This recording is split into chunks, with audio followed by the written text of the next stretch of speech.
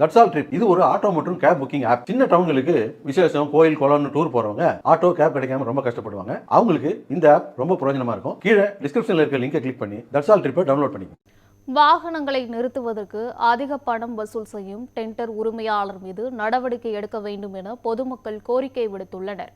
தருமபுரி மாவட்டம் அரூர் அடுத்த தீர்த்தமலை பகுதியில் உள்ள தீர்த்தகிரீஸ்வரர் கோயிலுக்கு வரும் பக்தர்களிடம் பார்க்கிங் கட்டணத்தில் கூடுதல் வசூல் செய்யப்படுவதாக குற்றச்சாட்டு எழுந்துள்ளது. இருசக்கர வாகனம், கார், டிராவல்ஸ், பேருந்து உள்ளிட்ட வாகனங்களுக்கு நிர்ணயிக்கப்பட்ட கட்டணத்தை விட அதிகமாக வசூலிக்கப்படுவதாக பொதுமக்கள் தெரிவித்துள்ளனர்.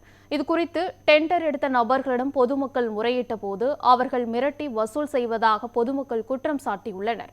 எனவே மாவட்ட நிர்வாகம் உடனடி நடவடிக்கை எடுத்து முறைகேடு செய்த ஒப்பந்தத்தை ரத்து செய்ய வேண்டும் என பக்தர்கள் கோரிக்கை விடுத்துள்ளனர். கவர்மெண்டால இது பண்ண ஒரு பலகையை பார்க்கும்போது காருக்கு 50 ரூபா அப்படின்ற ஒரு இதை கேட்டேன். அதுல 50 ரூபா தான் இருக்கு, எதுக்கு நீங்க கூடுதலா வசூல் பண்றீங்க அப்படின்னு கேட்டபோது அவங்க என்ன சொன்னாங்கன்னா, இல்ல 100 ரூபாய் தான், வேணா என்கிட்ட சீட் இருக்கு அப்படின்னு சொல்லிட்டு அவங்களே ஒரு துண்டு சீட் அடிச்சு அவங்களே அந்த பட்ட இடத்துல பாத்தீங்கன்னா 100 ரூபாய் அது கட்டணமா பெறப்படும் அப்படின்னு எடுத்து அடிச்சு வச்சிருந்தாங்க. கேட்கும் பொழுது அவருக்கும் எனக்கும் பாத்தீங்கன்னா வாக்குவாதம் ஏற்படுச்சு.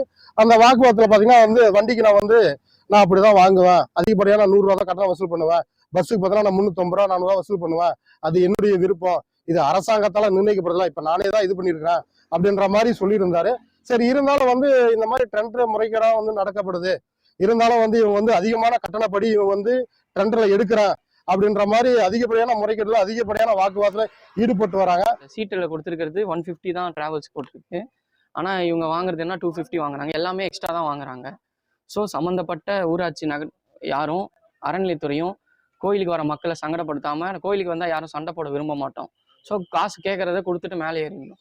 ஸோ சம்மந்தப்பட்ட துறையை மக்களுக்காக எகுவா என்ன வசதியோ அதை செஞ்சு கொடுத்துட்டு வரவங்களை நிம்மதியாக சாமி பார்க்கணும். நம்ம சாமி பார்க்கறதே ஒரு செலவாக மாறிடக்கூடாது அப்படின்றத நான் இந்த இடத்துல சொல்லிக்கிறேன்.